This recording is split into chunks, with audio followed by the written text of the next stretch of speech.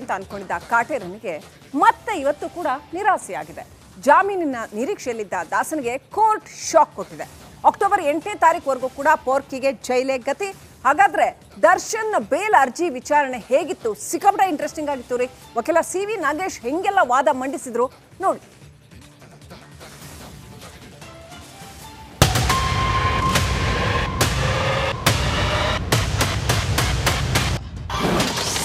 October 8ರವರೆಗೂ ದಾಸನಿಗೆ ಜೈಲೇ ಗತಿ. ಕಂಬಿ ಹಿಂದೆ ಕಾಟೇರ ವಿಲವಿಲ ಅಂತ ಒದ್ದಾಡ್ತಾ ಇದ್ದಾನೆ. ಜಾಮೀನು ಸಿಗುತ್ತೆ ಅನ್ನೋ ನಿರೀಕ್ಷೆಯಲ್ಲಿದ್ದ ದರ್ಶನ್ಗೆ ಕೋರ್ಟ್ ಶಾಕ್ ಕೊಟ್ಟಿದೆ. ಅಕ್ಟೋಬರ್ 8ಕ್ಕೆ ವಿಚಾರಣೆಯನ್ನ ಮುಂದೂಡಿದೆ. ಅಲ್ಲಿಯವರೆಗೂ ದರ್ಶನ್ಗೆ ಜೈಲು ವಾಸವೇ ಗತಿಯಾಗಿದೆ. 57ನೇ ಸಿಸಿಎಚ್ ಕೋರ್ಟ್ನಲ್ಲಿ ದರ್ಶನ್ ಪರ ವಕೀಲ ಸಿ.ವಿ. ನಾಗೇಶ್ ವಾದ ಮಂಡಿಸಿದ್ರು. ತಮ್ಮ ವಾದದ ಉದ್ದಕ್ಕೂ ಚಾರ್ಜ್ ಶೀಟ್ನಲ್ಲಿರುವ ಲೋಪವನ್ನ ಎತ್ತಿ ಹಿಡಿದ್ರು. ಪೊಲೀಸರು ಕೊಟ್ಟ ಎಲ್ಲಾ ಸಾಕ್ಷ್ಯಗಳ ಮೇಲೂ ಶಂಕೆ ಇದೆ. ಚಪ್ಪಲಿ ಅಂತ ಹೇಳಿ ಶೂ ರಿಕವರಿ ಮಾಡಿದ್ದಾರೆ. ಯಾವ ಕಾಲಿನ ಶೂನಲ್ಲಿ ರಕ್ತದ ಕಲೆ ಇತ್ತು ಅಂತ ದರ್ಶನ್ ಪರ ವಕೀಲ ಸಿ.ವಿ. ನಾಗೇಶ್ ಪ್ರಶ್ನೆ ಮಾಡಿದ್ರು. ಅಲ್ಲದೆ ಬಾಡಿ ಗುರುತು ಹಚ್ಚೋದಕ್ಕೆ ತಡವಾಯ್ತು ಅಂತಾರೆ. ನೆಲದ ಮೇಲಿನ ರಕ್ತ ಇರುವ ಬಗ್ಗೆ ಉಲ್ಲೇಖ ಮಾಡಿಲ್ಲ. ಆದ್ರೆ ಮಣ್ಣಲ್ಲಿ ಬ್ಲಡ್ ಸ್ಯಾಂಪಲ್ ಇರುವ ವರದಿ ಇದೆ. Security guard ಹೇಳಿಕೆಯಲ್ಲೂ ಗೊಂದಲವಿದೆ. 164 ಹೇಳಿಕೆಯೂ ಕೂಡ ಸಾಕಷ್ಟು ಗೊಂದಲವನ್ನ ಮೂಡಿಸುತ್ತೆ. ಪಂಚನಾಮೆಗೆ 4 ದಿನ ತಡ ಮಾಡಿದ್ದು ಯಾಕೆ? ಹಾಗಾದ್ರೆ ಯಾವುದು ಸರಿ, ಯಾವುದು ತಪ್ಪು? ಇದೆಲ್ಲವನ್ನು ನೋಡಿದಾಗ ತಪ್ಪಾಗಿ ದಾಖಲೆಗಳನ್ನ ಸೃಷ್ಟಿ ಮಾಡಿರೋದು ಗೊತ್ತಾಗ್ತಾ ಇದೆ ಅಂತ ದರ್ಶನ್ ಪರ ವಕೀಲ ಸಿ.ವಿ. ನಾಗೇಶ್ ವಾದ ಮಂಡಿಸಿದ್ರು. ಹೀಗೆ ಸಿ.ವಿ. ನಾಗೇಶ್ ಅವರ ಸುದೀರ್ಘವಾದ ವಾದ ಆಲಿಸಿದ ನ್ಯಾಯಾಲಯ ವಿಚಾರಣೆಯನ್ನ ಅಕ್ಟೋಬರ್ 8ಕ್ಕೆ ಮುಂದೂಡಿದೆ. ಅಲ್ಲಿಯವರೆಗೆ ಜೈಲೂಟವೇ fix. Crime bureau, Republic Kannada. ಅಂತ ಅನ್ಕೊಂಡಿದ್ದ ಕಾಟೇರನಿಗೆ ಮತ್ತೆ ಇವತ್ತು ಕೂಡ ನಿರಾಸೆಯಾಗಿದೆ. ಜಾಮೀನಿನ ನಿರೀಕ್ಷೆಯಲ್ಲಿದ್ದ ದಾಸನಿಗೆ ಕೋರ್ಟ್ ಶಾಕ್ ಕೊಟ್ಟಿದೆ. ಅಕ್ಟೋಬರ್ 8ನೇ ತಾರೀಕುವರೆಗೂ ಕೂಡ ಪೋರ್ಕಿಗೆ ಜೈಲೇ ಗತಿ. ಹಾಗಾದ್ರೆ ದರ್ಶನ್ ಬೇಲ್ ಅರ್ಜಿ ವಿಚಾರಣೆ ಹೇಗಿತ್ತು? ಸಿಕ್ಕಾಪಟ್ಟೆ ಇಂಟ್ರೆಸ್ಟಿಂಗ್ ಆಗಿತ್ತು ರೀ. ವಕೀಲ ಸಿ.ವಿ. ನಾಗೇಶ್ ಹೆಂಗೆಲ್ಲ ವಾದ ಮಂಡಿಸಿದ್ರು ನೋಡಿ.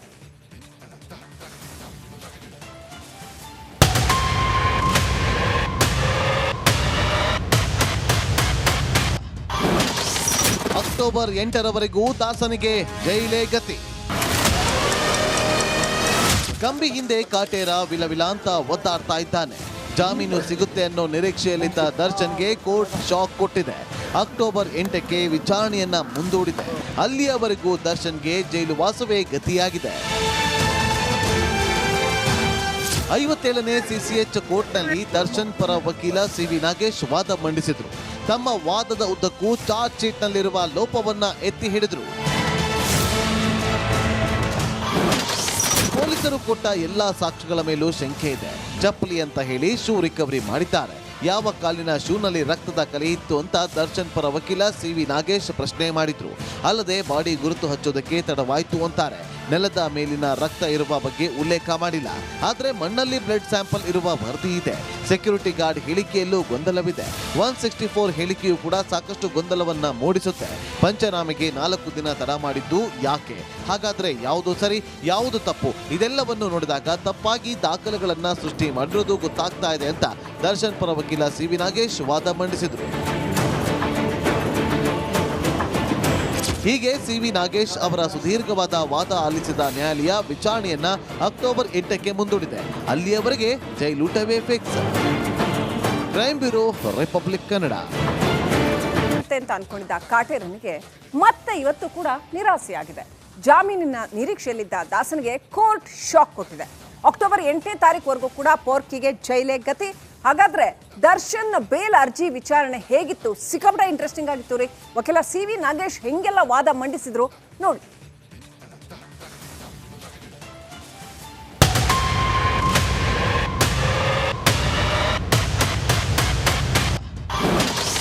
ಅಕ್ಟೋಬರ್ 8ರವರೆಗೂ ದಾಸನಿಗೆ ಜೈಲೇ ಗತಿ. ಕಂಬಿ ಹಿಂದೆ ಕಾಟೇರ ವಿಲವಿಲ ಅಂತ ಒದ್ದಾಡ್ತಾ ಇದ್ದಾನೆ. ಜಾಮೀನು ಸಿಗುತ್ತೆ ಅನ್ನೋ ನಿರೀಕ್ಷೆಯಲ್ಲಿದ್ದ ದರ್ಶನ್ಗೆ ಕೋರ್ಟ್ ಶಾಕ್ ಕೊಟ್ಟಿದೆ. ಅಕ್ಟೋಬರ್ 8ಕ್ಕೆ ವಿಚಾರಣೆಯನ್ನ ಮುಂದೂಡಿದೆ. ಅಲ್ಲಿಯವರೆಗೂ ದರ್ಶನ್ಗೆ ಜೈಲು ವಾಸವೇ ಗತಿಯಾಗಿದೆ. 57ನೇ ಸಿಸಿಎಚ್ ಕೋರ್ಟ್ನಲ್ಲಿ ದರ್ಶನ್ ಪರ ವಕೀಲ ಸಿ.ವಿ. ನಾಗೇಶ್ ವಾದ ಮಂಡಿಸಿದ್ರು. ತಮ್ಮ ವಾದದ ಉದ್ದಕ್ಕೂ ಚಾರ್ಜ್ ಶೀಟ್ನಲ್ಲಿರುವ ಲೋಪವನ್ನ ಎತ್ತಿ ಹಿಡಿದ್ರು. ಪೊಲೀಸರು ಕೊಟ್ಟ ಎಲ್ಲಾ ಸಾಕ್ಷ್ಯಗಳ ಮೇಲೂ ಶಂಕೆ ಇದೆ. ಚಪ್ಪಲಿ ಅಂತ ಹೇಳಿ ಶೂ ರಿಕವರಿ ಮಾಡಿದ್ದಾರೆ. ಯಾವ ಕಾಲಿನ ಶೂನಲ್ಲಿ ರಕ್ತದ ಕಲೆ ಇತ್ತು ಅಂತ ದರ್ಶನ್ ಪರ ವಕೀಲ ಸಿ.ವಿ. ನಾಗೇಶ್ ಪ್ರಶ್ನೆ ಮಾಡಿದ್ರು. ಅಲ್ಲದೆ ಬಾಡಿ ಗುರುತು ಹಚ್ಚೋದಕ್ಕೆ ತಡವಾಯ್ತು ಅಂತಾರೆ. ನೆಲದ ಮೇಲಿನ ರಕ್ತ ಇರುವ ಬಗ್ಗೆ ಉಲ್ಲೇಖ ಮಾಡಿಲ್ಲ. ಆದ್ರೆ ಮಣ್ಣಲ್ಲಿ ಬ್ಲಡ್ ಸ್ಯಾಂಪಲ್ ಇರುವ ವರದಿ ಇದೆ. Security guard ಹೇಳಿಕೆಯಲ್ಲೂ ಗೊಂದಲವಿದೆ. 164 ಹೇಳಿಕೆಯೂ ಕೂಡ ಸಾಕಷ್ಟು ಗೊಂದಲವನ್ನ ಮೂಡಿಸುತ್ತೆ. ಪಂಚನಾಮೆಗೆ 4 ದಿನ ತಡ ಮಾಡಿದ್ದು ಯಾಕೆ? ಹಾಗಾದ್ರೆ ಯಾವುದು ಸರಿ, ಯಾವುದು ತಪ್ಪು? ಇದೆಲ್ಲವನ್ನು ನೋಡಿದಾಗ ತಪ್ಪಾಗಿ ದಾಖಲೆಗಳನ್ನ ಸೃಷ್ಟಿ ಮಾಡಿರೋದು ಗೊತ್ತಾಗ್ತಾ ಇದೆ ಅಂತ ದರ್ಶನ್ ಪರ ವಕೀಲ ಸಿ.ವಿ. ನಾಗೇಶ್ ವಾದ ಮಂಡಿಸಿದ್ರು. ಹೀಗೆ ಸಿ.ವಿ. ನಾಗೇಶ್ ಅವರ ಸುದೀರ್ಘವಾದ ವಾದ ಆಲಿಸಿದ ನ್ಯಾಯಾಲಯ ವಿಚಾರಣೆಯನ್ನ ಅಕ್ಟೋಬರ್ 8ಕ್ಕೆ ಮುಂದೂಡಿದೆ. ಅಲ್ಲಿಯವರೆಗೆ ಜೈಲೂಟವೇ fix. Crime bureau, Republic Kannada. ಅಂತ ಅನ್ಕೊಂಡಿದ್ದ ಕಾಟೇರನಿಗೆ ಮತ್ತೆ ಇವತ್ತು ಕೂಡ ನಿರಾಸೆಯಾಗಿದೆ. ಜಾಮೀನಿನ ನಿರೀಕ್ಷೆಯಲ್ಲಿದ್ದ ದಾಸನಿಗೆ ಕೋರ್ಟ್ ಶಾಕ್ ಕೊಟ್ಟಿದೆ. ಅಕ್ಟೋಬರ್ 8ನೇ ತಾರೀಕುವರೆಗೂ ಕೂಡ ಪೋರ್ಕಿಗೆ ಜೈಲೇ ಗತಿ. ಹಾಗಾದ್ರೆ ದರ್ಶನ್ ಬೇಲ್ ಅರ್ಜಿ ವಿಚಾರಣೆ ಹೇಗಿತ್ತು? ಸಿಕ್ಕಾಪಟ್ಟೆ ಇಂಟ್ರೆಸ್ಟಿಂಗ್ ಆಗಿತ್ತು ರೀ. ವಕೀಲ ಸಿ.ವಿ. ನಾಗೇಶ್ ಹೆಂಗೆಲ್ಲ ವಾದ ಮಂಡಿಸಿದ್ರು ನೋಡಿ.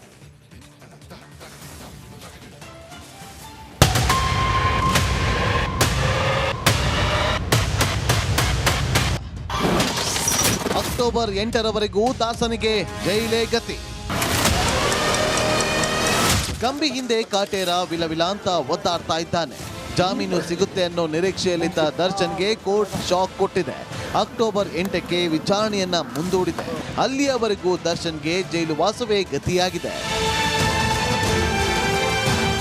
57ನೇ ಸಿಸಿಎಚ್ ಕೋರ್ಟ್ನಲ್ಲಿ ದರ್ಶನ್ ಪರ ವಕೀಲ ಸಿ.ವಿ. ನಾಗೇಶ್ ವಾದ ಮಂಡಿಸಿದ್ರು. ತಮ್ಮ ವಾದದ ಉದ್ದಕ್ಕೂ ಚಾರ್ಜ್ ಶೀಟ್ನಲ್ಲಿರುವ ಲೋಪವನ್ನ ಎತ್ತಿ ಹಿಡಿದ್ರು. ಪೊಲೀಸರು ಕೊಟ್ಟ ಎಲ್ಲಾ ಸಾಕ್ಷ್ಯಗಳ ಮೇಲೂ ಶಂಕೆ ಇದೆ. ಚಪ್ಪಲಿ ಅಂತ ಹೇಳಿ ಶೂ ರಿಕವರಿ ಮಾಡಿದ್ದಾರೆ.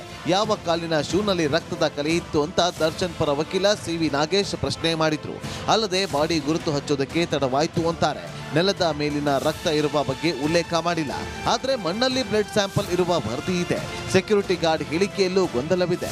164 ಹೇಳಿಕೆಯೂ ಕೂಡ ಸಾಕಷ್ಟು ಗೊಂದಲವನ್ನ ಮೂಡಿಸುತ್ತೆ. ಪಂಚನಾಮೆಗೆ 4 ದಿನ ತಡ ಮಾಡಿದ್ದು ಯಾಕೆ?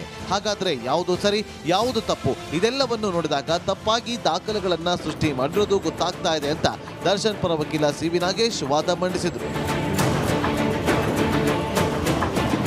ಹೀಗೆ ಸಿ.ವಿ. ನಾಗೇಶ್ ಅವರ ಸುದೀರ್ಘವಾದ ವಾದ ಆಲಿಸಿದ ನ್ಯಾಯಾಲಯ ವಿಚಾರಣೆಯನ್ನ ಅಕ್ಟೋಬರ್ 8ಕ್ಕೆ ಮುಂದೂಡಿದೆ. ಅಲ್ಲಿಯವರೆಗೆ ಜೈಲೂಟವೇ fix. Crime bureau, Republic Kannada. ಅಂತ ಅನ್ಕೊಂಡಿದ್ದ ಕಾಟೇರನಿಗೆ ಮತ್ತೆ ಇವತ್ತು ಕೂಡ ನಿರಾಸೆಯಾಗಿದೆ. ಜಾಮೀನಿನ ನಿರೀಕ್ಷೆಯಲ್ಲಿದ್ದ ದಾಸನಿಗೆ ಕೋರ್ಟ್ ಶಾಕ್ ಕೊಟ್ಟಿದೆ. ಅಕ್ಟೋಬರ್ 8ನೇ ತಾರೀಕುವರೆಗೂ ಕೂಡ ಪೋರ್ಕಿಗೆ ಜೈಲೇ ಗತಿ.